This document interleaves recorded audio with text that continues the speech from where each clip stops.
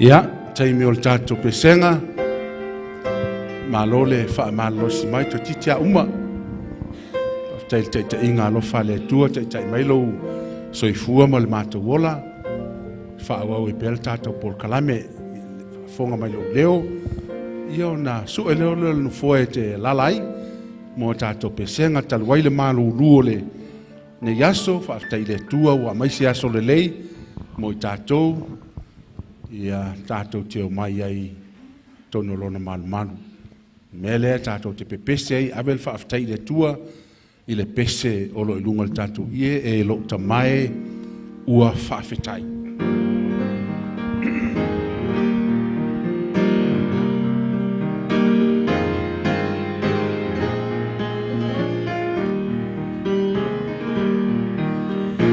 Hello tamae,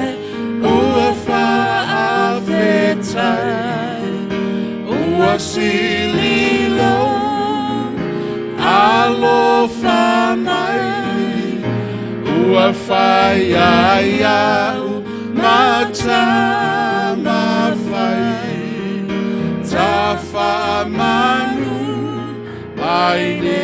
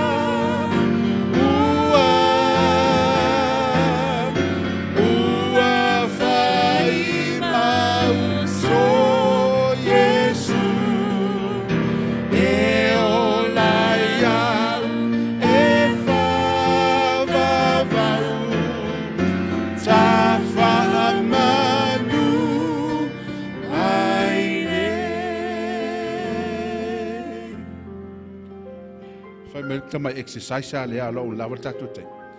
Tula I umalanga vale, tula I male tamatau, anga vale male tamatau, fata alofa to tonu vanga le nua. He faisi exercise like titi. Le lei tele, ese le lei o, ele I malanga I lunga vanga le, o mai to tonu le anga vale, o mai tonu ese le maanaia. Fata alofa ya la tou rea. Le la uma nei fufuanga ele fa ka lofa le si e sa walta ta no fulona pausisi ia ai le mafai fa ta lofa istama ele ni la urule no mali se si fa ta lofa i istala vole na sana fa ta lofa tu lo lima istala vole na ia vai vale mana ia Ang usale la umalta to fufu ngai le lo le sides. Fatalo fa mata we lo wingoa. Io. Ia le. Ta we o vine io ta we le ngo o vinge. Ia wala na mana ia. Ia whai hao tau se o na umal tatou taimi, ia an tatou malolo lea. Ia, whaafitai, malo mo le utangia mai o le fo'i, whaasisi latu am natu tatou le lei.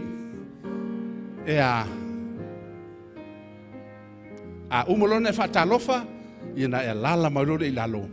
Ale la falta to pesa. Ame tatou te le tala noa ia Yesu. Let's talk about Jesus. Whaafitai.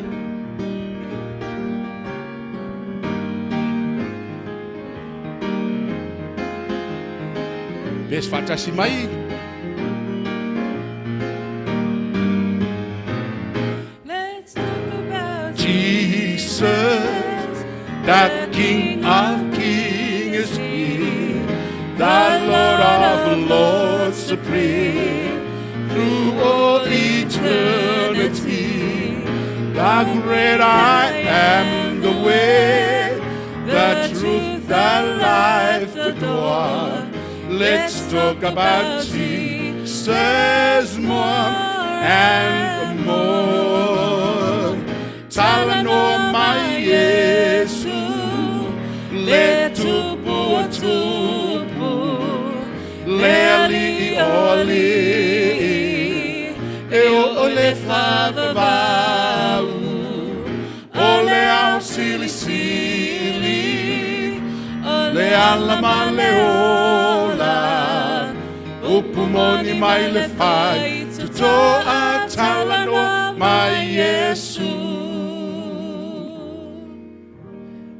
Ese mana o tau si fonga, pe o vali te funga la aude. Matango fie o tau, ia le leila fa umal tatou, a pesenga tatou pese masani, pese ua pele lo fina ngalo mo lo loto, wa ya te tatou lava nei fa moe moe, tatou te le lopo a fea wa fa mai Yesu le aso, e le lo estas, a iuina le lo estas, o lo iai pea le fa moe moe a te oe mau, le aso e fo I mai lali, tatou pese, I le pese mulimuli.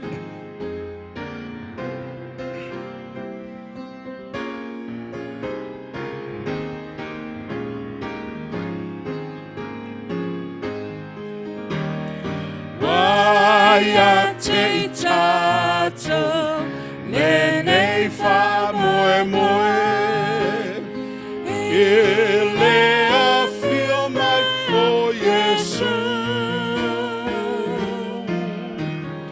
Waia te tato, nene fa tua tua, iana fola fola nga. Ole taimi ua yaine, atunu manu, tula ia mavala au, hallelujah, no tupu. Waia te tato, nene fa moe moe, ilea fio mai o Yesu.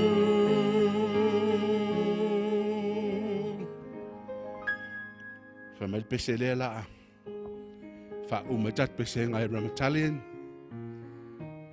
pai mai o Yesu mo oe mau, te lo le pai mai lea. Ma whera tātou loa ai ma tā ua le wheau la lau ngai nai lana au au nal pone. Whaftai rama tālien.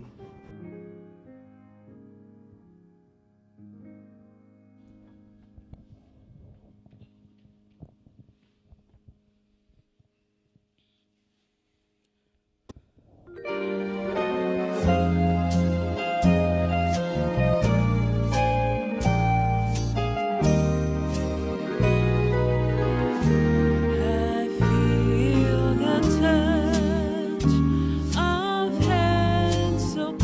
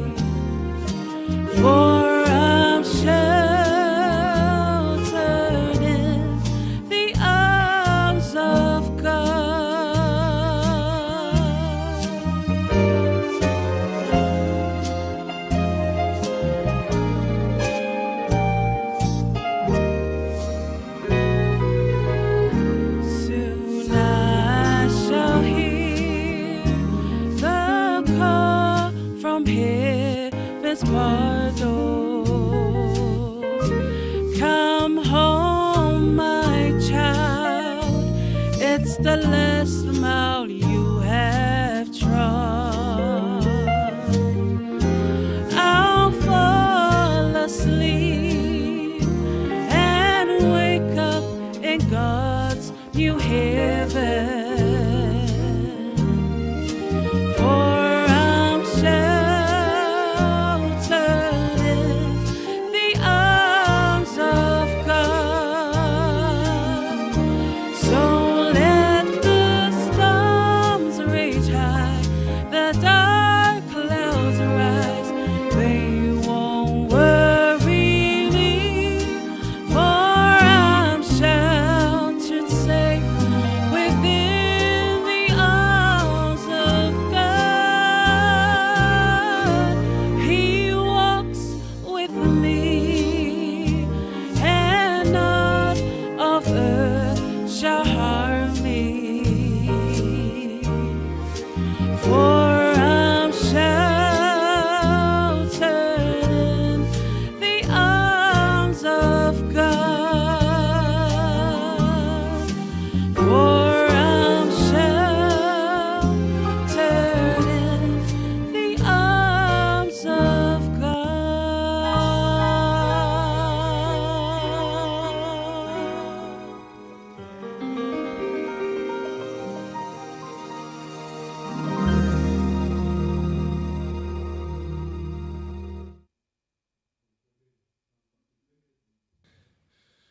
Pa ia malu tātou maftanga nei tula fiafi, ia mea nā tau fo i sa whengai ma tātou whātinonga, so ngā toi nei asmo, whape fo i le talbo i Abraham Thailand.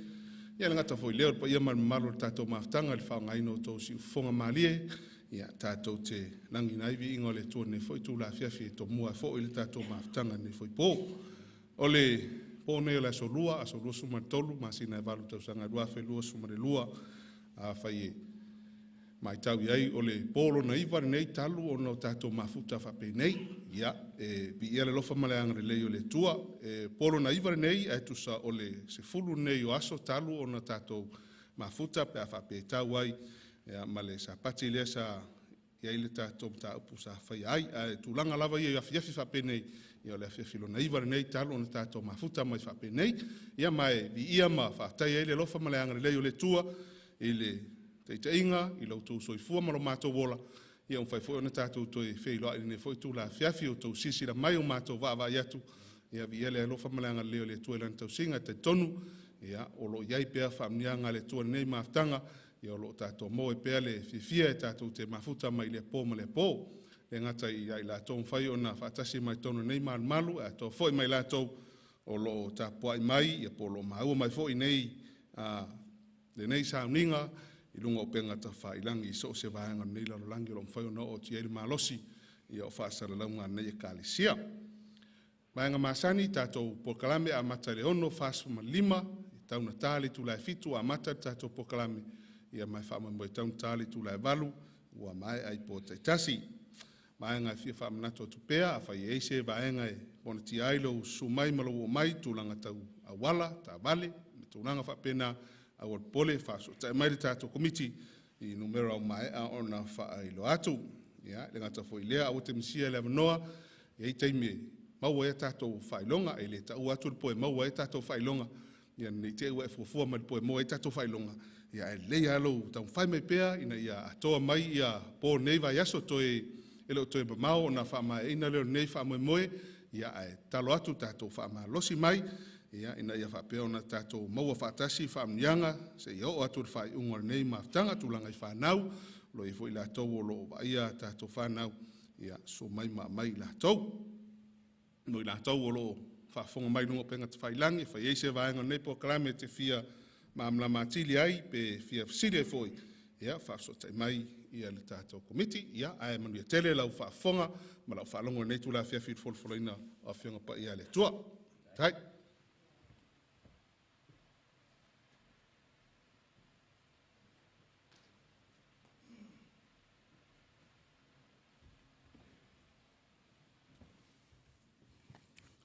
Toi o whalofa atu ma whaatalofa atu i le suafa manu malo Yesu Keriso ta alofa lava.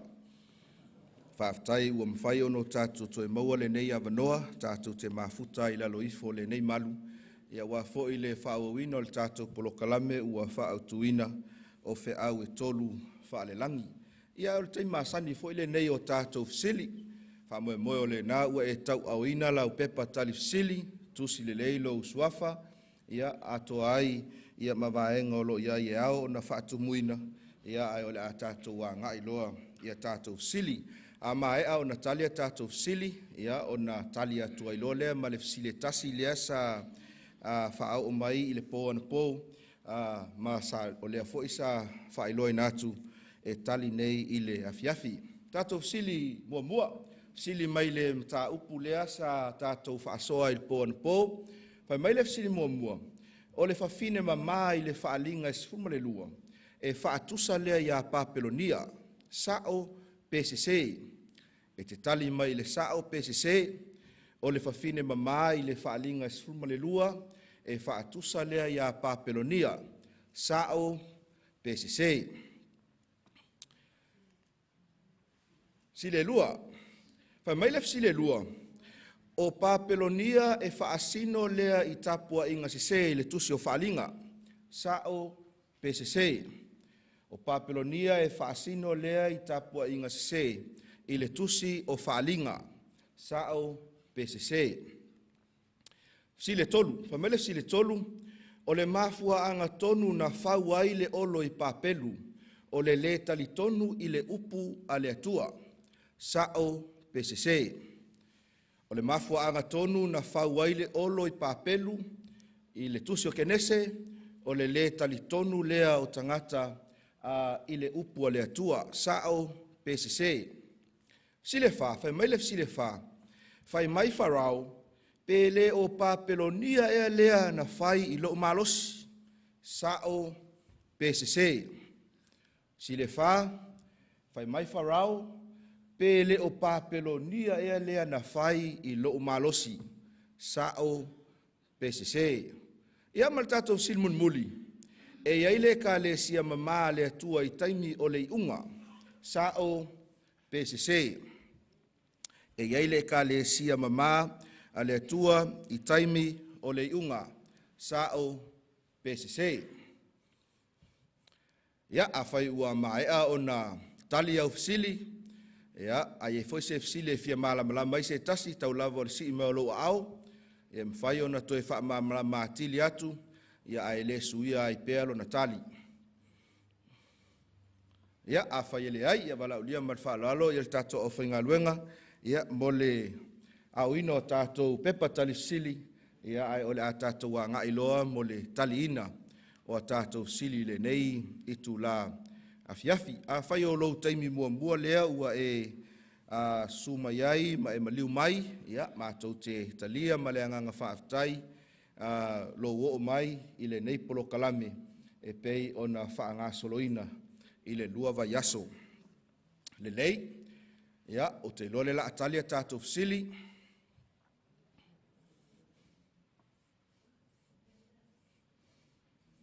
manatua ia o tātou tali ngā fsili nei, ia e tongi i le pō le aso whareile, rono winga e toe tasi, lua pō, tolu loe le aso whareile, ia o na tongi lola i o tātou pepa tali fsili.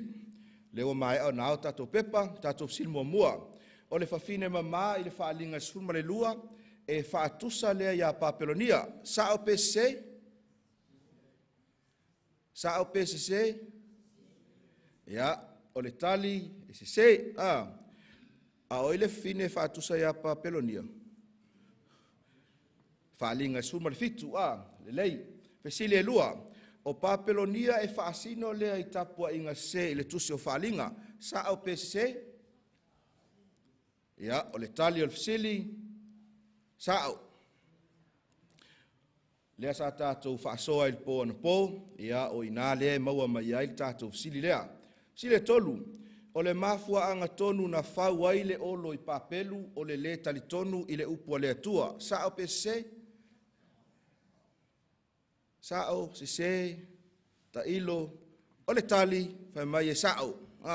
Mana tua o le na wheta lai mai le atua ina wa uma ia le lolo, e le toia. e le to o mai se lolo ia a o le masalo lava o tangata ma lo latou le talitonu le ana o latou te e nai upu le atua ia ai latou fauina ia le olo. Fai mai Farao, pe le o Papelonia e le ana fai lo malosi, sa o pe se, si lunga lo a pe fa pe sao, si lunga lo a pe fa pe se, o le tali se e le o Farao le I whenga inga Feau, ia au nepuka nesa e ona upuia e ana upuia, pe le o Papelonia e le ana na fai I loo malosi, lono winga o le tali, e se e le o Farao a o Nepukanesa. Si le 5, e iai le ka le sia mama le atua I taimi o le unga sa o pese, ia o le tali o le fisili e sao, ma fuanga lea ua au mai e le atua na Feau, ia malana fiong pa ina ia whaasino mai a te I tātou, ia le ala I te tau ono tātou sa vavali ai. Mo le atu le whaamalo ma le nganga whaaftai mo le tali ino tātou fisili. O le fisili lea sa tu ina mai I le po ana pou. O le fisili e whaapea. Pe sao ea ua le toi whaonga ina le whenga inga tuai. O lo o tau mai ai pua. Mai pe sao. Ia, whaaftai atu I le na tu ina mai le fisili. Ia lea ua tali atu, ia e leo tusia mai le ingoa, e leo ilopo ai, ia e whaftai mo le tu ina mai o le nei fisili. O le vaenga tonu le tuspa ia leo lo sa wai le fisili e tātou te maua, I le Levitiko mata upo e sfuma le tasi, fai upo e fitu ma le fai upo e valu, a fai o manino I lau sila sila, ia se o tātou fai tau whaatasi, wha amole mole fai tau.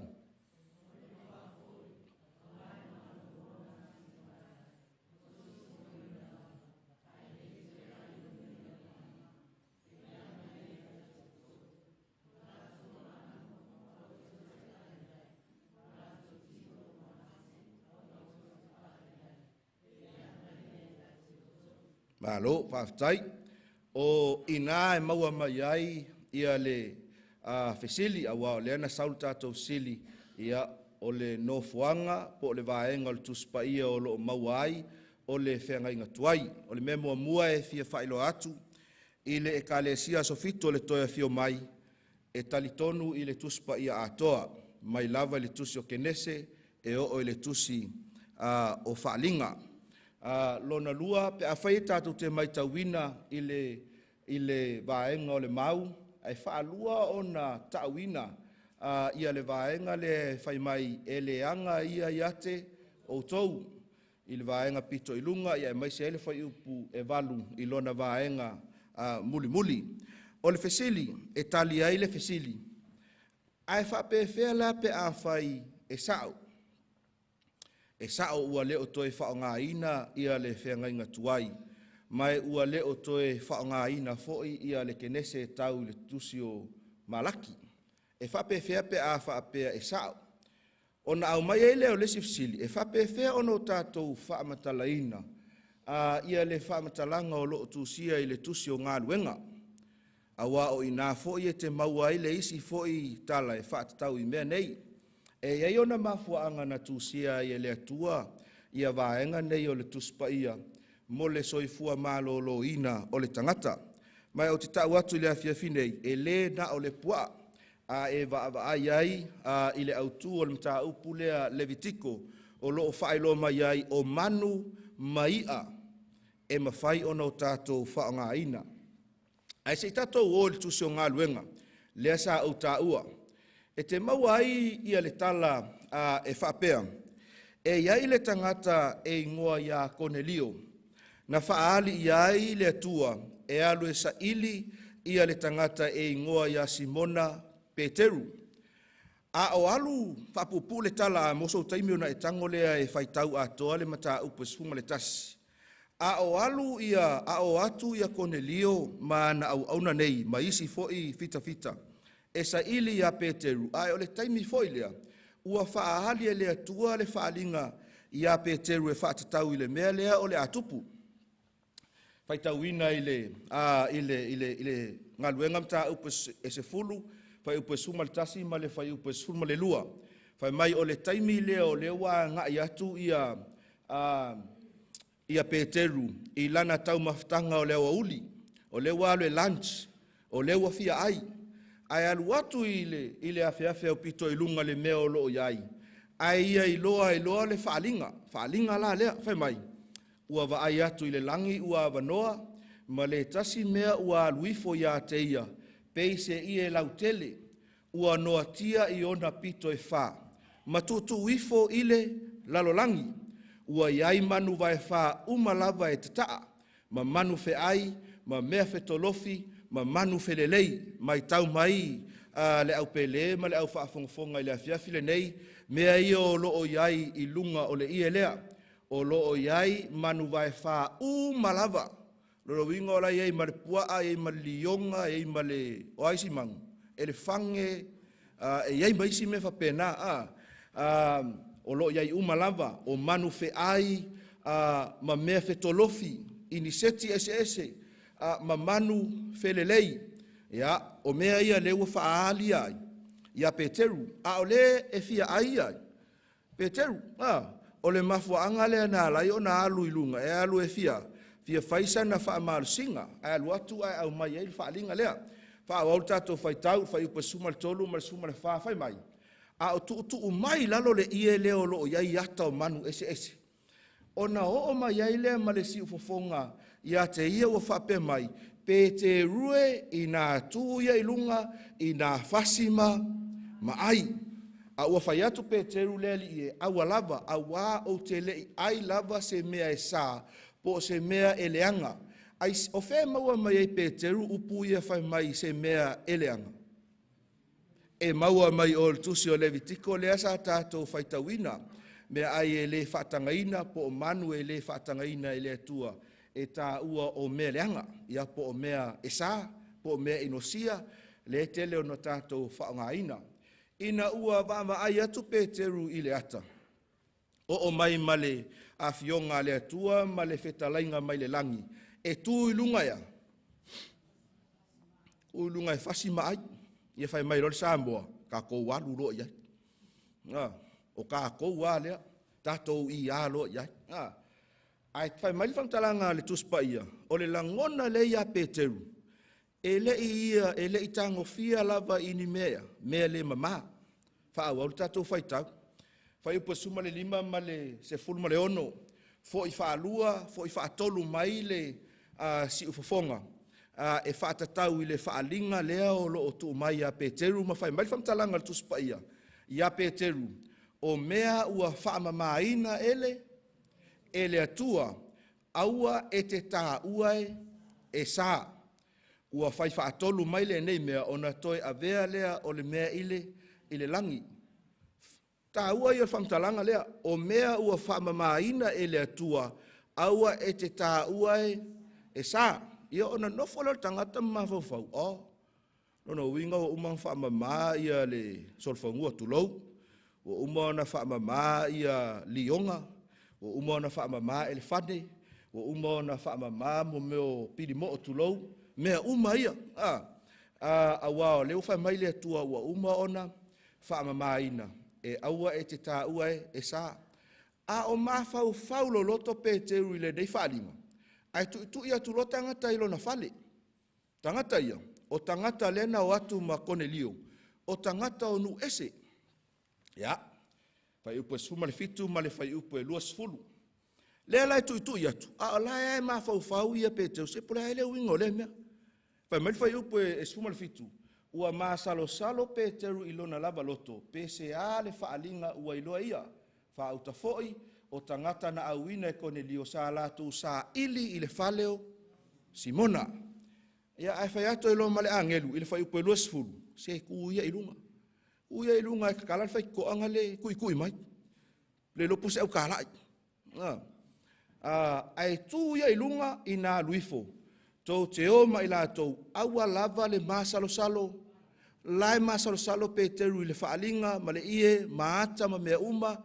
Ai tali mai le angelu fai mai tu ilunga au ete ma salo vale. A wā ua awina i rātou e au lava. Ona luatu rola i o o Peteru o maila wali ia whailoa melam ta upu ia o na sketcholola i o le aso e lātou te whailoa ia i ma Cornelio. Umar whailoa inga ma Cornelio, se tasi o aso ua lātou sāwalivali atu. I le awala, sāwalivali atu ma Cornelio ma se o lātou ainga. A o lalai tutu tangata ma mata mai. Voi. Va ia pe ke rurele o ma le vaenga leli. O tātou e whapena, e vai atu lo o whata se tangata lei, mas tangata e toi titi a lei. On fai mai loa lea, so le vai le leo o whakasia kaka lei, mar kaka makua i leanga. Ia, o na fai atu lola ia Peteru i tangata ia, e whapea. Fai poe loa sifuru marwalu. Ua fai atu o ia te ilatou. Ua o tau i loa lava ua sā i le tangata i utaia, o na whaatasi pe whaalatalata i le tangata ese, le aleu inga o lea tala. E le mawhai o na no nofo whaatasi Peteru ma Cornelio ma tangata ia na o mai o tangata ese. A whai mai lo le vaenga le soi fo le mau.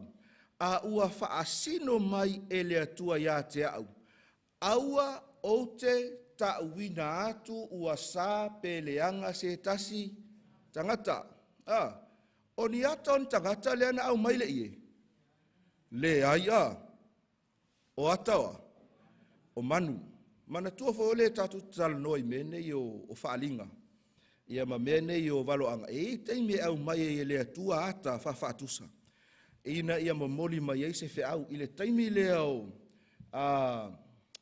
o Peteru. Sa au mai e le ata lea. Ina ia tau mai a Peteru. E le ai se tangata ese. O tangata umalava pe iutaia pe e leni pe Samoa pe Palangi po le hale tu a inga. O tangata umalava e tasi i lumo le silafanga a le atua. O la taufo ia na maliu ai Yesu Keriso. Masani o na whaonga ina i le tele wa o onga ia le vaenga leo le tuspaia. Ina ia whaamaonia ai ia se point. Pe whaamaonia ai se awa onga. Ua whaapea mai ai ua uma o na whaamamaida i le atua mea uma. Mai tote sila fia. O le mafua angale na o whailoa tua i le amatanga. E talia ele kalesia sfito le toe fio mai. Ia le tusipa ia atoa. Mai lava le kenese tau le whaalinga. Mai o le mafua anga folna. E a lai ona le aipua ale e kalesia. A whai o nai te aipua anga ngā. Ia o lau oea ia na va ma le atua. Ia a maisi mea e le mawhai o na au ili ma wha amatala ina ono le tātou taimi. Ai o le tali i le fisili le ai o loo ao ngā pēa le whenga inga tuai. Mai e o lava i le au apostolo ma tusi o le whenga inga Feau o loo mawhai o na o tātou fo'i ai mo le wha malama ina o se mata upu. Ia, whaftai atu mo le fisili, ia o le tatalo, ia wha manuia le atua i le tātou maftanga i le neitu la fiafi. Lau whai le tātou talo. Le atua ua maea ia le isi vaenga tā ua o le mātou whaasoa. Tali fo inisi o fisili o lo o fisilingia i o mātou mawhauwhau mo lātou finangalo.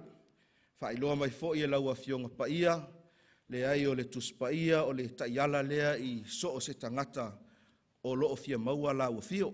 Mātou tu inatu le nei polokalame i le nei tu la fiafi. Ina ia mafuta mai le nganga o la ua fio i lo suafa Yesu o mātou talo toi nei. Amene. O le autua le tātou whaasoa i le afiafi nei ua whaautuina whapea. O le tau whaasese mulimuli a Satani. O le tau whaasese mulimuli a Satani. I le tausanga e lua afe maleiva. Sa tu sia ai e se tangata tusitala o se tangata e nate vaaia ia mo meo news. I se newspaper se tala whaanoa noa. I le newspaper lea e whaingoina o le Time Magazine. I se tasi o mea sa tupu i se tausanga po nai tausanga pea ma le luas furu ma le ono ua tuanai. Mai whai mai whamtalanga i le masina o se tema, tausanga tasi iwa valulua. Sa tuina tua e mātua o le teine titi e se fulu ma le lua o na tausanga le matua e ngoa ia Mary Kellerman. Tuina atu ia Mary Kellerman ia le fuala aule ua whaingoina o le extra strength Tylenol. Ina ua ala mai ia le nei tamaitai i le taeao ma ua whaapea mai o na mātua ua amata o na tingā lo ulu ma ua maua hau i le mai. O na tuina atu e lola ia o le fuala aulea ia Mary Kellerman. Whai tu la talu o na uma o na inu mia e Mary ia le fuala aulea. Ai whai mai le whamtalanga ma le ripoti o na maliwa i lea o ia. Whai tu la. I le aso lava lea sa maua mai e se ripoti i tangata whaingaruenga ki liva. E na te ki liva ina ia meli e ingoa ia Adam Janus. Whai mai, na oti fo ina ua maea o na ia inu ina. Ia le whala au lava lea e tasi lea sa whaonga ina e Mary. Ina ua whaalongo ina vaenga ti ngā o lona tino, ma oti ai. Ma vai atu na yaso, ai ua amata o na iloa le whainu mera o tangata, ua si ilunga. Mai whai mai le ripoti e pea ma le toa fitu tangata na maali liu i le aso, e mafua mai i le fuala au lea. Ina ua whaia ia suenga. I le mafua anga o le maali liu i o tangata i le fuala au le nei.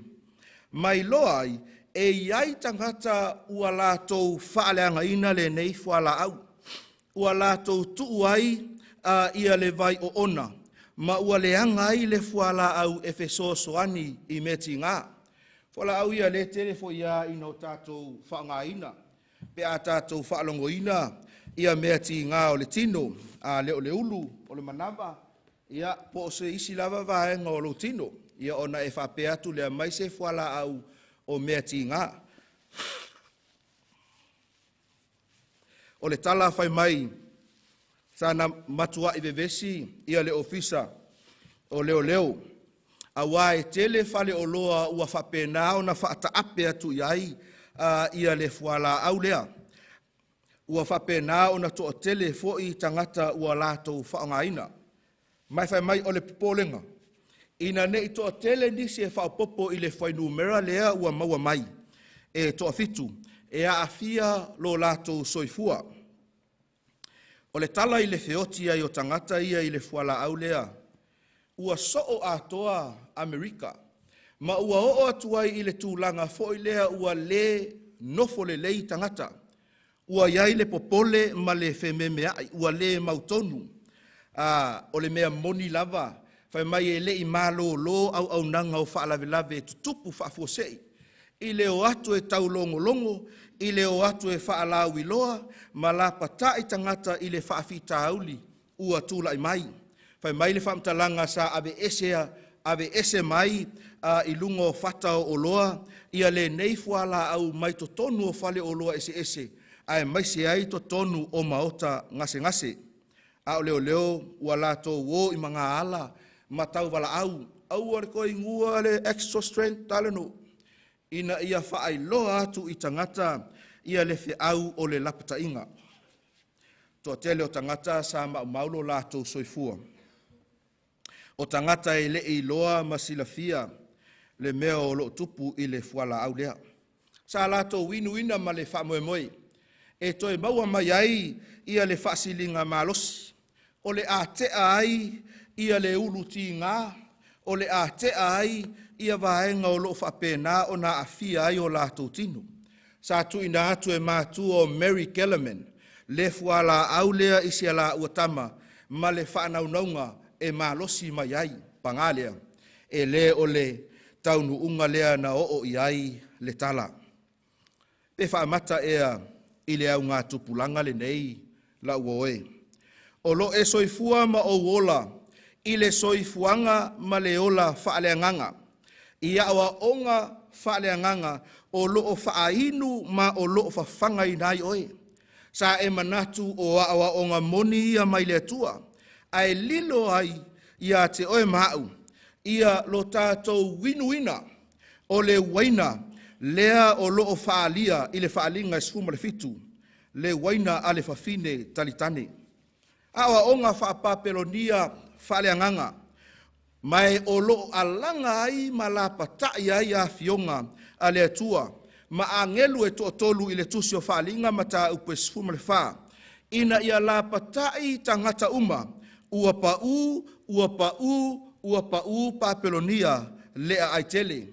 Whai mai whaamtalanga le poto i le tusi o whaata oto, a lona ma ta upe sfuma le ono, whai upe lua sfuma le lima, e iai le ala ua tonu i le manatu o le tangata, a o lona taunuunga o ala ia e oti ai.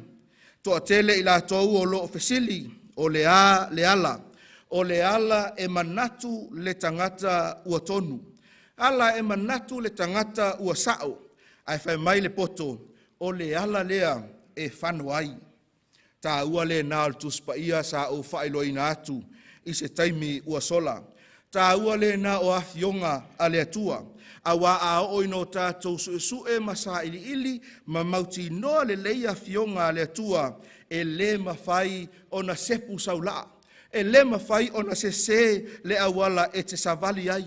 O le a whaailoa ma whaasino mai e le atua le ala tonu ma le ala manino lana upumoni tātou te sao ai i le langi ma le ola e whaavau. Tau te sila fia le au pele i le neitu la afiafi. Pe a whai e whaamaoni o tātou loto. I le fia whai o le finangalo o le atua, ma mulimuli a teia, e whaailoa mai foi e le atua. Ana mata upu mo oi. Whai mai Jesu i le Ioane fitu, alona whai upu e sfuma le fitu, ai se tasi e fia whai lo na finangalo. E loa ai e ia le mata upu, pe mai le atua, pe o te tautala fua lava au. Ioane fitu whai upu e se fulu malefitu, pe a whai e te fia maua, ma e wha maonia le finangalo o le atua, e wha a lia fo i e le atua, ia te oe le mea moni. Aisea, leanga o le ngā luenga lea le nganga paia. O lo ngā lua i le mea nei, o lo ngā lua i whafo ato tato me pueata, o lo ngā lua i le lalolangi, ina ia tau i tangata uma, e mawhai o no tato i loa mea lilo, e whaatatau i le afionga paia le atua, ma o tātou whaatua tua i pea i lana taitainga. O le tusi o whaalinga le au pele, ua whaailoa mai ai Feau e whaatatau i le fuafuanga a le atua. A o le taimi lava e tasi, ua wha mātilatila ai, ma ua wha lia ai fo i male ngā luenga satani, o lo tau mawhai e whaia i lo tātou lalolangi. Feau nei le tusi o whaalinga, o lo mo moli mai i se ata angelu whai mai whamtalanga al tuspaia, o lo o fele lei i le tau lotoa inga o le langi. Whataita inga e peo le Feau o le angelu mua. Whai mai na au i lo fo i le tasi angelu, ua lele i le tau lotoa inga o le langi. Ua ia te ia le tala le lei e whaavavau, e fola atu, i e ono nofo i le lalolangi, i atu nu uma, mai tu a inga, manga ngana ese manuu. O le Feau le urua i angelu, o loo iai le tala le lei e whaavavau. O le a lea tala le lei, o le tala le lei e whaatatau i lana whaolatanga, o le tala le lei e whaatatau i le alofa tū noa, o le tala le lei e iai le mana o le atua, e mawhai ai o na suia so o se tangata, po le a lou le anga na iai, ia po lou le lei foi, ia po lou le anga feololo, e mawhai e le mana o le atua o na suia i tātou. Feau le uluai, angelu le au pele ua manino ai, e le ai se mea e mawhai o na tātou whaia, tātou te whaaola ina ai. Pe a whai e te māua mai, o le Feau le nei e le ai se mea e mawhai o na tātou whaia, tātou te whaaola ina ai. Ai sea, o le whaaola tanga, o le ngā luenga patino lea Jesu Keriso, ua uma o na whaia mo oe mahau. Mai o le Feau le nei, whai mai whamtalanga le tusi o whaalinga, e tatau o na fola atu i atu nuu uma, i nuu ngangana ese, mai tu a inga uma. Whama mafa fo i ele angelu le nei nisi o vaenga o le tala le lei, lea sa tātou whaasoa ina yaso ua mawai, a o lea ua whaalea o ngā ina i le tele o kerisiano, Fai mai le angelu, male leo tele ina ia langona mai loa e tangata uma, ia o tou mata tau i le atua, o le matau i le atua le au pele. O lo wava lea ma lo faalo alo lea i le atua. O lo usi tai lea ia teia, i mea ua whaailoa mai e le atua i lana tuspa ia, e au o nau tātou mulimuli ai. E le ngata tātou te mata tau i le atua, ai whai mai leisi vaenga o le whiau lea, ma a watu ia teia le vi inga, e ala lea i loutino, o mea e whapena o na e tausami ai, ia lea na fesili ai, ma o tātou vaai ai.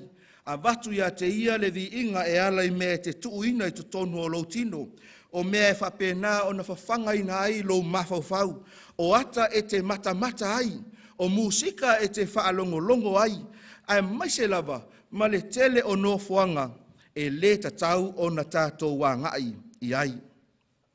Fe au atoa o le angelu mua, ina ia tātou usi tai i le tua, ina ua whaaola ina tātou i le alofa tūnoa. O le tali lea ale tangata, mai o le wala au foi lea le atua ia i tātou, ina ia tātou soifua maola i se o langa tuina atu, mo le atua o le fesili ai sea, a wafai mai whaamtalanga o le whai upe fitu, ua o mai le tu waso o lana whaamasinonga.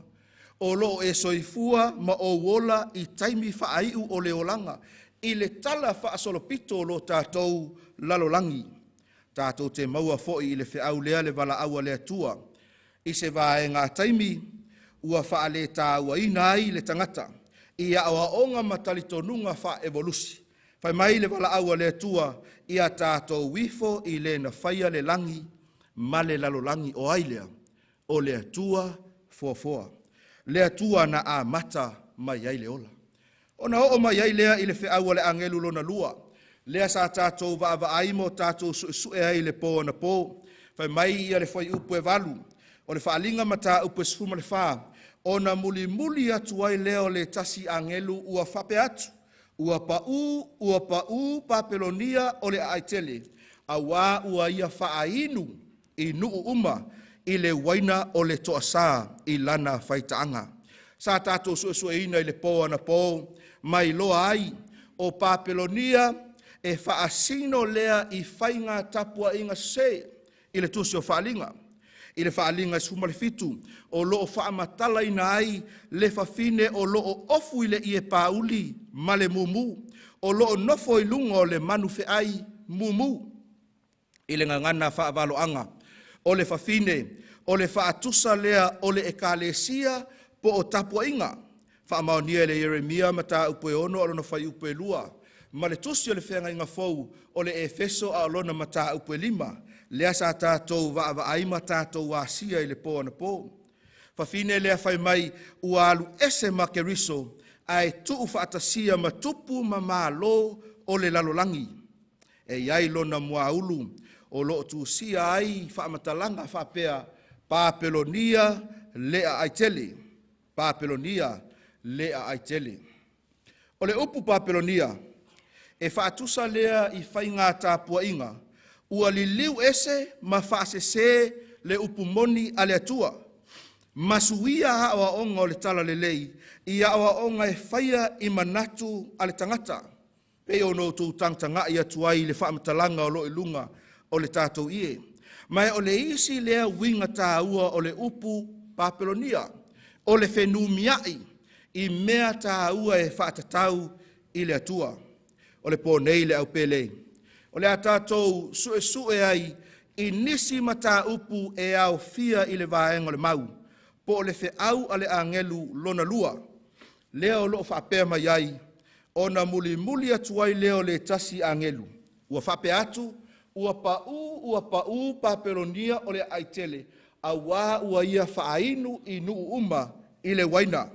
Sa au tā ua i le pō ana pō, o le waina, o le whaatusa lea o awa onga, i le ngangana whaavaloanga i tonu o le tuspa ia, ai i le vaenga lea o le mau i le whaalinga i suma le whaa o lona whai upe valu, o loo whaasino lea i awa onga se, i awa onga i ese mai le fina ngalo a le tua, mai o i leo le a tātou wā ngai ai, e whaailoa atu nisi o aonga, se ua inu ai lo tātou lalolangi matangata kerisiano, o vaenga ia, mai ole tau mawhainga mulimuli lea, a Satani, ina ia tau whaasese i le lalolangi.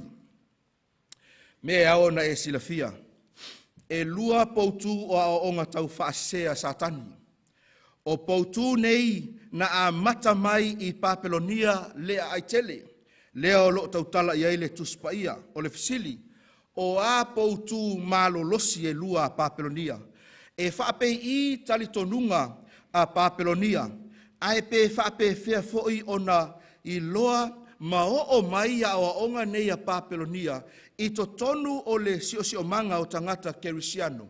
Ai pe whape fea foi, ona tātou i loa, o lo whape nā o nā a fia ai Papelonia whaaleanganga.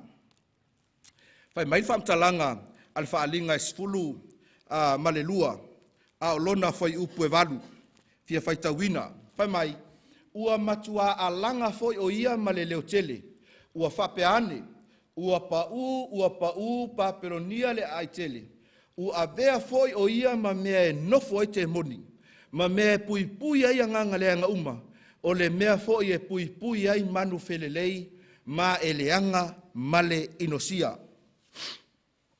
La ua oe i le ponei, o Papelonia tuai, o le o ngato tonu leo talitonunga, i mea e whaatatau i anganga, o le upu whaperetania, o le spiritualism, o le poutu mua le na o le tau whaasea Satani, o le alea mea e tā ua o le spiritualism.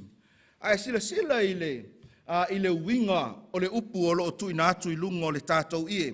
Whai mai, is a system of belief or religious practice based on supposed communication with the spirits of the dead, especially through mediums. Vaenga lona lua lo aluatu, the doctrine that the spirit exists as distinct from matter, or that spirit is the only reality. Talitonunga lea e whapea a o ina oti le tangata, o loo maua pea le fesota inga malona nganga.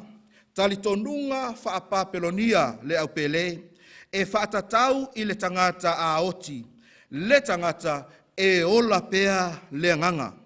Mai mawhaifoi o na ui mai i se isi mea, le o se isi tangata, ia po se manufetolofi, tatonunga na isi, mana tua lava le teimisa o iai i fiti.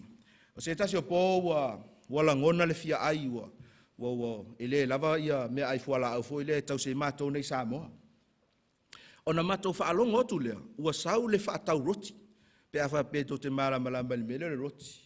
Alon to le level au mai le whaatau roti, roti, wandara roti, o mato lani, o mato fia ai ele tupe. Mato mai lo mato tutu, mato wawa ai atu. Ai tofu lo le tamaititi intia i tono na potu. Ma le roti lea ola steli. Ia mau atu lo mala tam Samoa lea tui. Tui le ai ma se pisa. A le whata tu nei ai tonu. Le I leva tui. Ai toi matala ma le potu e oso ma le tamaitia. Oh, it's beef. Le angotal tonunga tamaia.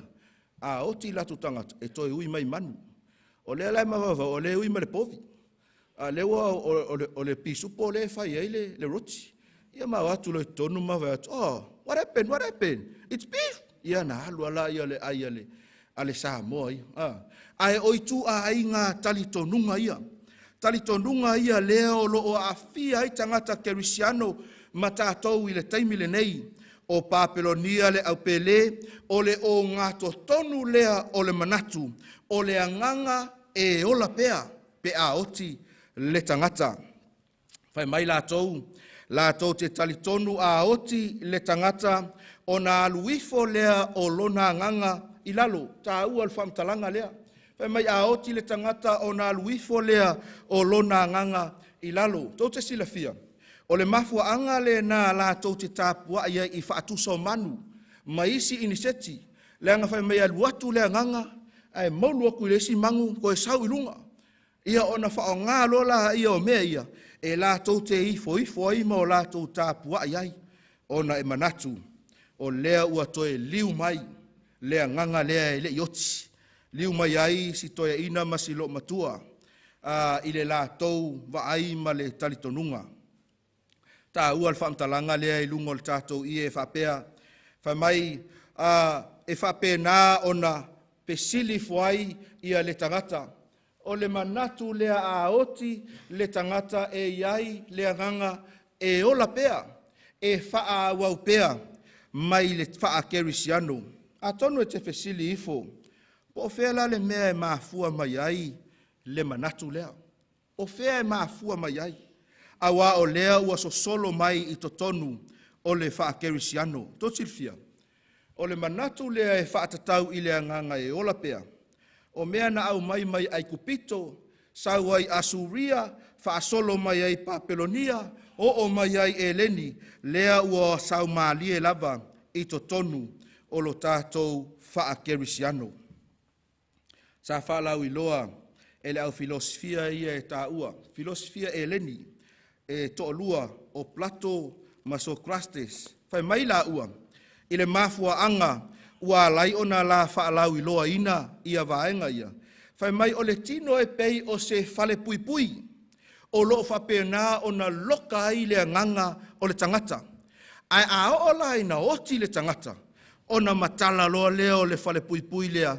Ai whaasa o loto ina le nganga. Ma maua ai ona apa au e lele atu ai I le lalolangi o nganga. Totilfia. E iei taimi.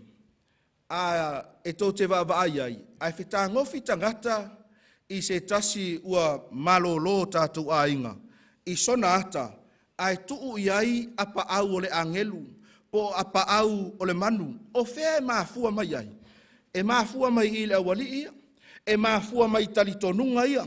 A o ina oti le tangata. E ola pea le nganga. Whai ona apa au. Ona lele atu ai lea I le lalolangi o nganga. I oe, e maua mai toi fo'i lava I papelonia. Mai matua I te le fete na inga, o le vaenga lea le aupele, ma oa onga a le tuspaia. A whaia e tātou toi fo'i le tusio Eskielu. I le Eskielu alona mata upe valu whai upe sfuma le tolu, ma le whai upe sfuma le wha, pe ma whai ono tātou whai tau, whaatasi, whaamole whai tau.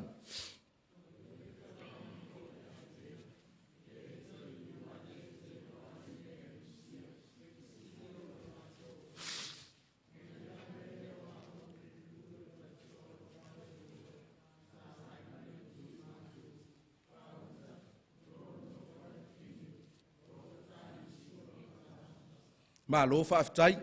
Whai mai o le ata leo lo tātou wa'avaai atu ai I le whamtalanga Eskielu. Ma tā upe suma le tolu. Ma tā upe valu whai upe suma le tolu ma le suma le wha. O le mea leo lo tupu I tangata Israelu. Whawhine Israelu. Ai o lo tupu fo I to tonu o le malu malu o Jehova. Mai whamtalanga o le vaenga mulimuli o le mau. O lo no nofo whawhine nei, mai o lo whetangisi I to tonu o le malu malu o Jehova. E whaatatau ia tā Musa, o le fsili, o ai tā Musa. O aile nei tangata o tā Musa. O tā Musa I Papelonia, o le atua lea o le vau. Talitonunga tangata Papelonia. O le atua lea o le vau, e talitonu I lātou, whai mai. A o I le tau malulu, o le winter.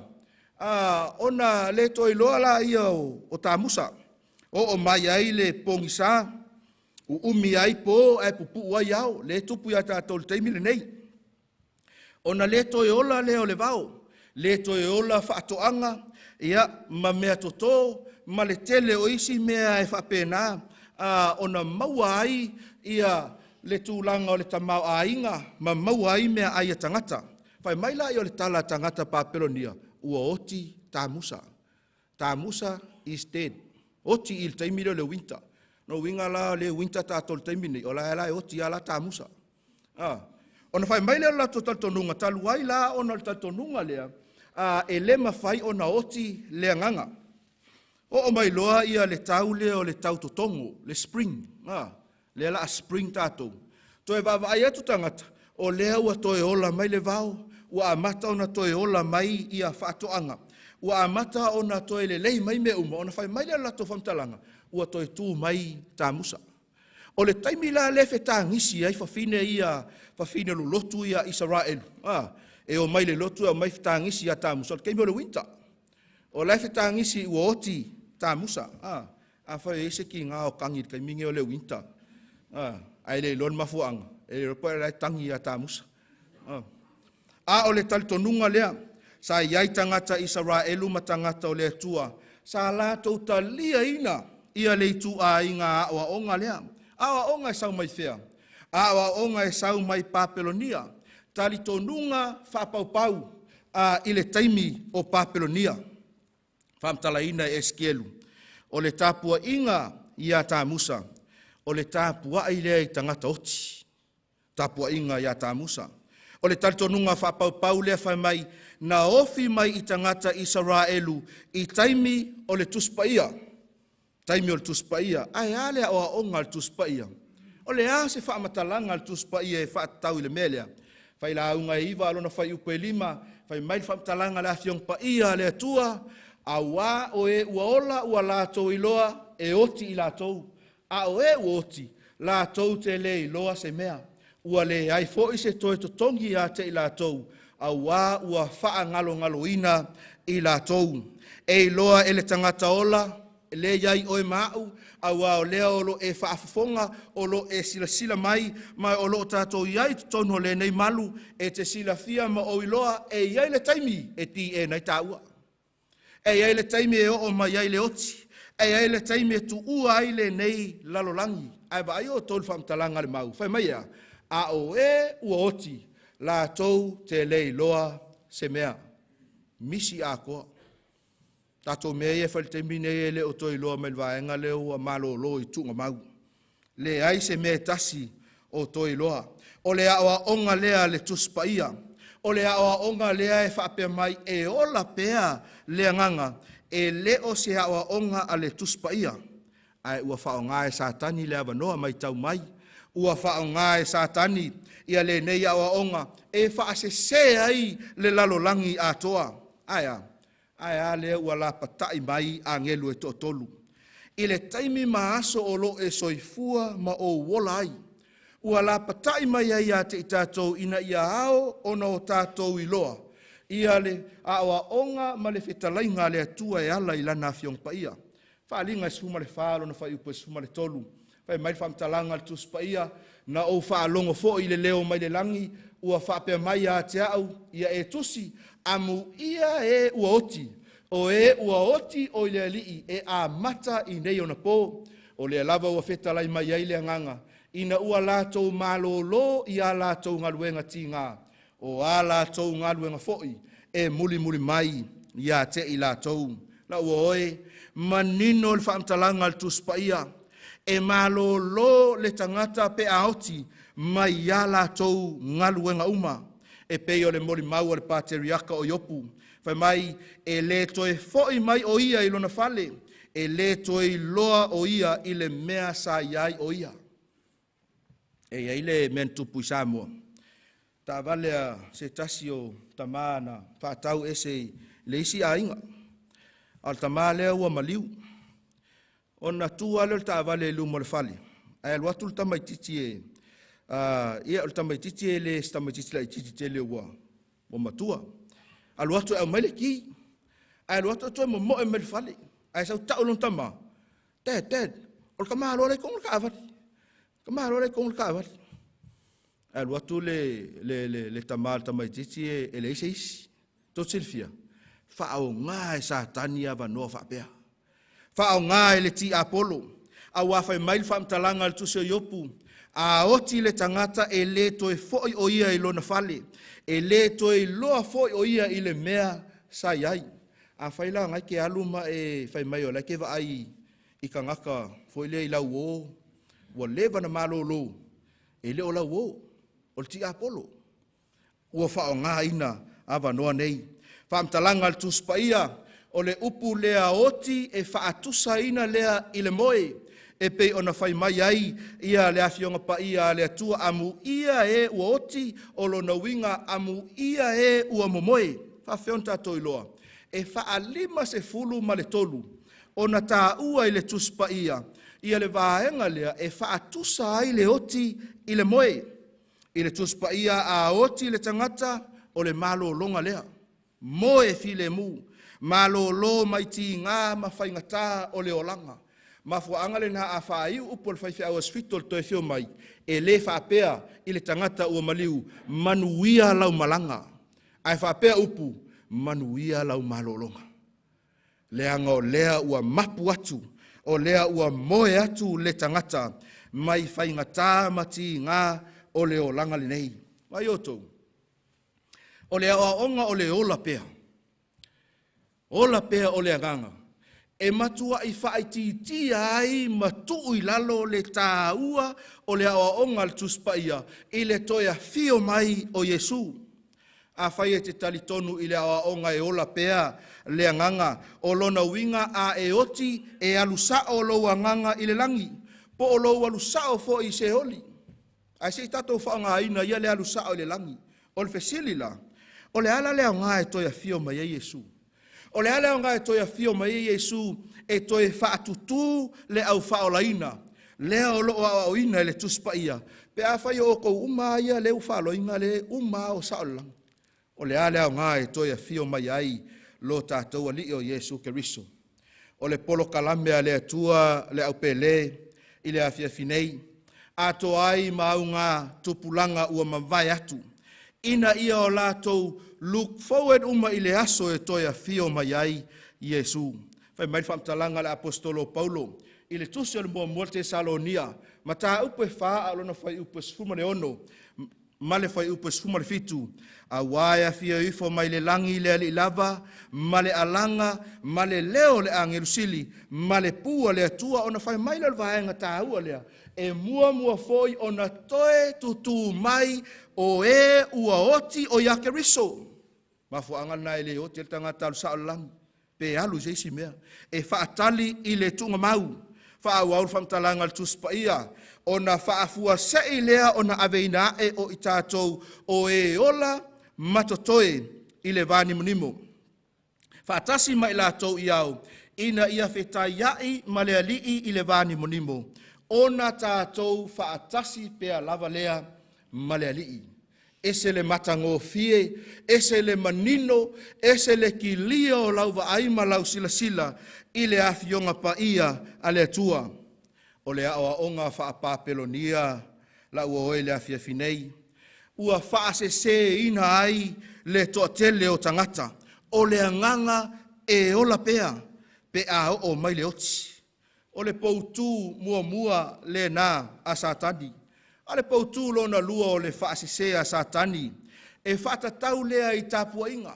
E mua lava au mai e satani lo mafaufau. Ina ia aua ine e iloa ia le tāua o le toia fio mai o Yesu. Ma awa onga e whaatatau i le anganga o le tangata e ola pea. Ona sau ai lea o le vaenga lona lua. E lua ai tau whaasese po poutu o whaasese a satani.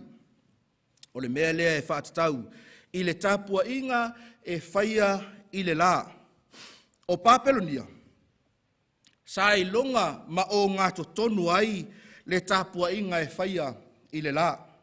Sun worship, a mata mai lava i taimi o Aikupito, whaasolo mai ai a Asuria, Peresia, se ia o mai lava i a Papelonia. I le tusi na tusia i le tangata e ingoa i a Dr. James Fraser. Na ia whaia ai ia se whaamatalanga e whaapea.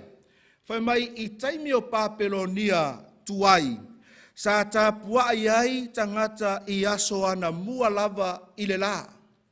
Taimi o Papelonia tuai.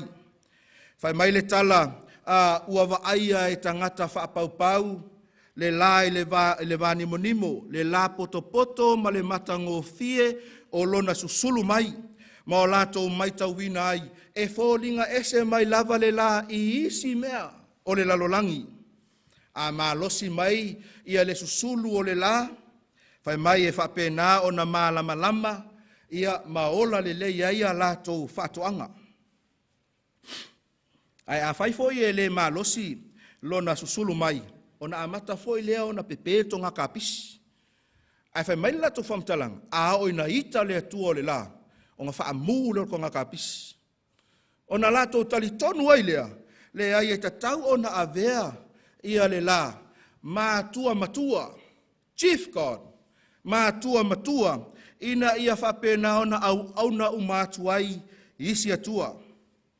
Tele na sao mai tali tonunga nei whapapelonia, i tangata o le atua, tangata Israelu, tangata na ave ese mai e le atua mai ai kupito, a wao ia tātou te oe sa ili ai, sila ile tusi o Eskielu. Na tusi ai e Eskielu lea afianga o tangata Israelu, i le tāpua inga whapapelonia e tāpua ai tangata i le la. Eskielu e valo na whai upe suma leono, whaamtalanga le tusi pa ia, whai mai ona ia avea lea o au i le loto tu loto i le fale o Jehova. Ave e le anganga Eskielu i tutonu o le fale o le atua. A whaauta i le whai tuto o le malumalu o Jehova. I le vā o le whaapaolonga ma le whata whaitaulanga. O tangata pe toa lua fulu ma le toa lima. Ua lātou tua i le malumalu o Jehova. A ua wai o lātou talinga o lātou mata i sasae. O lātou wifo atu i le a. I le la i sasae. Rodo inga o le malumalu o le atua. E whapena o no mai e tangata. Ua le whaasasanga i le malumalu o le atua. A ua ai o lātou tua. Ai ifo i le la. E ofo le loto. E ofo le mafaufau. A wafai mai whamtalanga Eskielu. E pea ma le toa lua se fulu ma le lima. Toi hai ina nei. Ia kangola fai kaun koe ingolau e kale sia pe kofia. Ai po fe foi la ifo. A o le va ai lea Eskielu. Na ia i lo ai. O lo o ifo ia toi ai ina nei mo la tau tāpuai i le la. A wa onga mafua mai Papelonia. A wa onga e whapenao na whanau mai tangata Papelonia. I le teleo au ngā tupulanga, tau mawhai ai satani, ina ia whaaleanga ina le atua malana fofoanga. Ina ia tuu mawalalo le atua na whaia mea umalava. Tuu mawalalo a wa onga a le tuspaia, aisea, le anga o satani o le master o le taufa'asese. O satani o ia lea na te mawhai o na whaasese ina ia le tangata maliliu mea e whaatatau i le atua ina ia aua ne i loa e le tangata lana fuafuanga ma lana polo kalame. Tusi leo whaalinga, lea ua whaailoa mai a te i tātou. Whaalinga sumar whaa ma le whaalinga sumar fitu.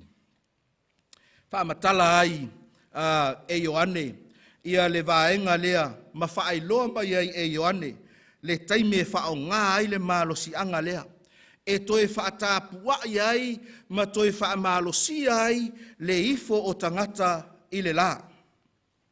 Tau tino e se tasi o tangata tustala, e ingoa ia John Eddy. Pai mai a ia. Sunday was a name given by the heathen to the first day of the week, because it was the day on which they worship the sun. Mafua anga lea na whaaingoa ai le aso ua tātou tā ua nei o le aso sā. Ona o le talitonunga tangata whapaupau o le aso lea e lātou te tāpua ai i le la. Whamai o le aso lea o se aso e fia iai tangata uma. Mai tau mai le tā ua o le vaenga lea. A whai o se talitonunga whapaupau. E whapewheo na o mai tutonu o whakerusiano. A whai o se talitonunga na amata mai Papelonia. E whapewheo na o mai tutonu o le whakerusiano.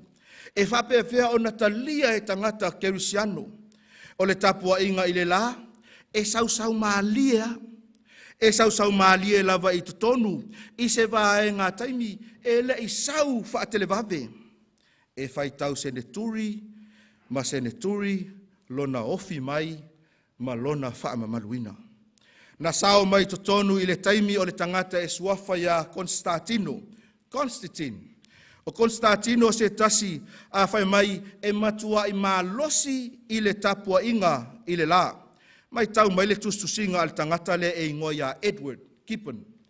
Whai mai a ia, i le whaptalanga lena ia tusia i le tusi o le tala whaasolopito, i le pau ma le toilalu o le malo le neio Roma. Whai mai a ia, the sun was universally celebrated as the invincible guide and protector of Constantine.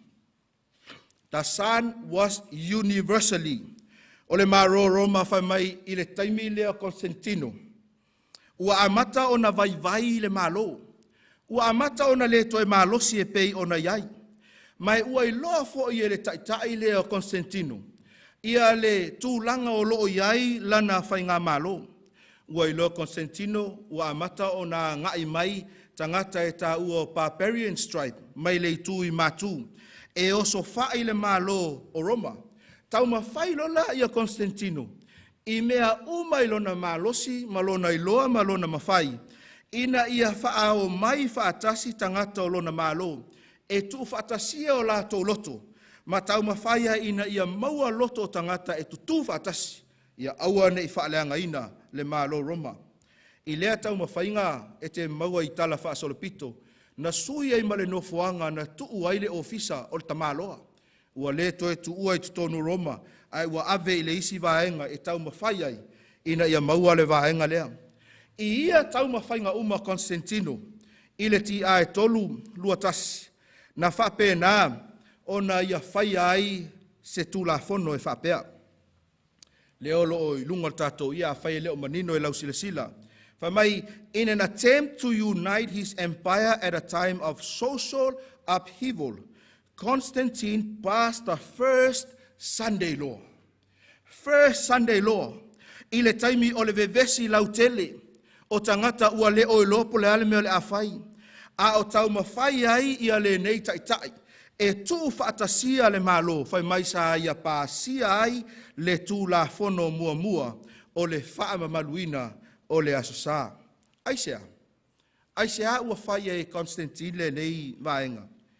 Leanga ua leva na tāpuai tangata whaapaupau i le atua o le la. Ua leva ona iai tangata i le sio manga o lo lātou talitonu o le la o le atua lea. Tangata kerisiano i le taimi lea, whai mai ua amata ona tāpuai i le aso sā. Ona o le aso lea sāto e tū mai ai Iesu. E ui lava e leo whai mai ai le tuspa ia. E tatau ona tāpuai. I le aso lea. Ai ua amata o na o whaatasi tangata. I le mea lai toa tele tangata lai o ai. E mana tua oe. A e loa o lai tumu ai tangata. E te fia alu iai. Ua e alu atu ai fo'i. Ma oe iai lilo i o manatu. Mafua anga e tu tupu ai nei mea.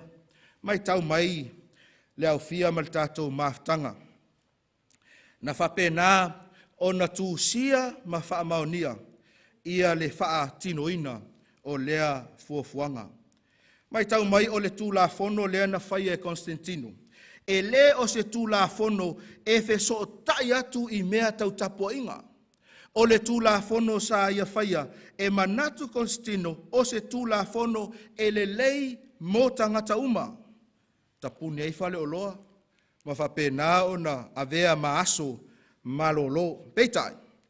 E wa ai atu Roma lotu. E te maua fo i tala whaasolopito. E iei Roma lotu, e Roma whapaupau. Ai wa mai tau atu e Roma lotu. Tangata ie tā ua tangata kerisiano. O se mea le lei tele lea ua whai e Constantino. Ua tuu whaatasia ai tangata uma. O na o mailola i o le lotu matau ma whai e whaamalosia le tūla fono. Ma whaamamaluina ai ia lea fuafuanga. E eise whaamaoninga. E whaatatau i le whaatuina o le asasa. E avea maaso tā puai. Ioe, tā ua ia le vaenga lea. I le malilienga o tangata ina ia whaatino le fuafuanga lea. Whai mai ia le whamtalanga lea mai lava i le tusi. The Catholic world i tu lau e valu se lau maleiva. Whai mai. The sun was a foremost god with hinderdom. Hence, the church in these countries would seem to have said, keep that old pagan name. It shall remain consecrated and sanctified. Fa'awaulan whamtalanga, and thus the Bacon Sunday dedicated to Boulder, o Boulder o le ingoa lea o le atua o le la, dedicated to Boulder, became the Christian Sunday, sacred to Jesus. Mai otou, e ofi maa lie mai lava, o le mea na tupu, i taimi whaingata, o le ato i lalo ai le malo Roma, tu lai ai le taitai o Constantino, ma whaatu le aso malo lo, mo tangata uma. O mai taitai o le lotu, ma natu ai ina ia tu whaatasi mo mai whaatasi tangata, o le a whaia ai loa lea ma tu la fono, e tasi ai le aso tāpua ai mo tangata uma. I le tusi o whaingoa ina, the two Babylons, tu sia le tangata ingoa ia Alexander Hislops.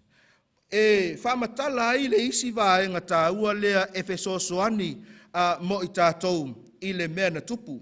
Ai tā ua lana whamatalanga, whamai, to conciliate the pagans to nominal Christianity, Rome, pursuing its usual policy, took measures to get the Christians and Bacon festival of Sunday amalgamated, po o le united, whamai le whaawawina o le whamtalanga. And to get Baconism and Christianity, now far sunk in idolatry, in this and in so many other things, to shake hands. Whamai ua avea le tuufaatasia, avea le tasi o le aso, e la tau te tāpuai ai ma o mai faatasi ai, ua lulu lima ai le whaakerusiano, ma talitonunga whapaupau. Avea le aso lea, Sunday became a vehicle to unite the two religions, Christianity and Baconism. O le fesili mo oe maau, i le awhiawhinei. Pele o le mea ea lea na au maia i le atua, Feau e tolu whaalelangi, e la patai ai oe, e la patai ai au. Ina ia tātou o ese mai Papelonia le a aitele. Mai tau te silafia o le alofa le na o le atua mo oe maau. I le ofi mai o le whaasisea satani. I le tatau ai o na ave iai o la tātou tāpua inga. Ia te ia. A ia tātou tāpua i le atua foa. O te lei loa ia te oe. Ai o loo tau mawhai satani i le mesili. Ina ia sui mea uma ina ia aua nei e maua le langi ma le ola e whaavavau. O le whaamtalanga lava ia le tuspa ia mai lava i le amatanga. Se ia o le ngataanga e iai le aso whaapitoa mo le atua. A lea e tautala i le eskelo e lua sfulu. A lona whai upa sumre lua whai mai na o a vatu ia te ila tau o usapati. E whai ma whai longa ia te au ma ila tau. Ia la tau i loa ai. O au o Jehova le whaapa iaina i lātou. Lau oe i le awhiawhinei. A whai o loo musu le nganga o le atua ia te oe. O loo wala au le atua ia te oe. O lea ua e manino ma e silafia. Le amatanga o ngā luenga o awaonga ua mafua ai. O na iai le tele o awaonga ese. Awaonga whaapapelonia. Ua ofi ma lie mai. Ia te i tātou, o le a lautali. Pe whamata ea e leo le awa noa le nei, e te whapea atu ai i le atua, ua o fia lata atu, ia te oi. Ngai mai leo whai pese langi ina le vi ingal nei. Mo ine o fonga mai mawhau lo atua. Mawhau mafu anga nā lai, o na e whai al whiwhilinga i le amatanga. E te fia whaafofonga ma e fia whaalongo. I Feau e tolu whaalelangi, mawhauwhau i le awala, na momoli mai ai e le atua lo soifua ma lo wola, i le nei lua vai aso whaatau waa, lea o le alata lata atu i lona whaiunga, pe le o le awa noa e lea, e te whaapea e fua i le atua, God, I'm ready, le atua wa o sauni, o te fia iai le langi ma le ola e whaavavau. O te fia iai le nofuanga ua saunia. Ua o iloa le fuafuanga le fili ma le tia Apollo. Tau mawhai e whaasese lo mawhauwhau. Suia aia o onga le tuspa ia ma fionga pa ia le atua. E sui tū langa e le ngata ia o onga whapaupau a o mea na whaia e tangata. O le ala utali le neitu la fiafi. A usu ina le vi inga, ma natu ma mawhau loloto. Le musumusunga le ngangpa ia te oe i le afiafi nei. Whaftai la whai pesi.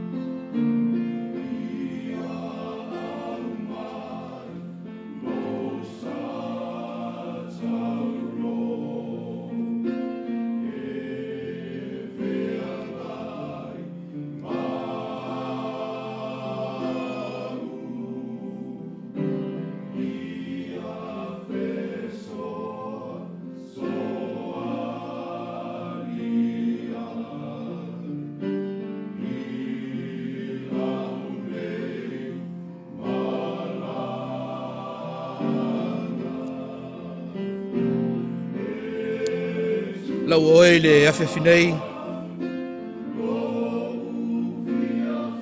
E tā ua oe le tua. Tā ua oe le tua. Mafuanga le na ese ale awala na whaia i le tua le tangata. Whaia i lo na whaatusa. Punou le tua. Mawhausia i o na ahau. Manava yeile manava ola. Ina wa alu to ilalo le tangata o le whamatalanga le tuspa ia na to e whaatauina i tātou e le atua e ala i le sātauro lea sātauro lea o lo pepese ai le au whai pese pau lea o le awala tātou te tali atu ai i le atua lea wa e whaafonga mo tātou whaalongolongo Faali mai mea lilo le atua mo i tātou. O le ala utali le atua. A whai o lau whitwhilinga i le pōle nei. E te fia tali atu i le atua ma e whapea atu i le atua. Le atua o te fia mahua le langi ma le ola e whaavavau e saunia. O te le fia i ai le nei lalo langi whaingatā. Tumu i puapua ngā. Tu la e whailau tali mo le atua. Tu la e mai tau atu i le atua. O a ule nei. Wa o fia lata atu i lo sa tauro. Awa e te tilo fua i le istangata. Le anga e whai mai whamtalanga al tuspa ia e tātou te tutu tai toa tasi. Awa le avea le mama meo le a tāo fia i oe. E te tali atu i le atua ma e whapea atu. Le atua ua o sauni. Ua o langona, ua o wiloa, ua o mautinoa. le awala e te whaasau inai i mātou. A usu ina le tali o le pese, loa wanoa le nei, tu lai ai ma e tali atu i le atua. Whaaftai mo i la tau o tutula. Ni ia le atua.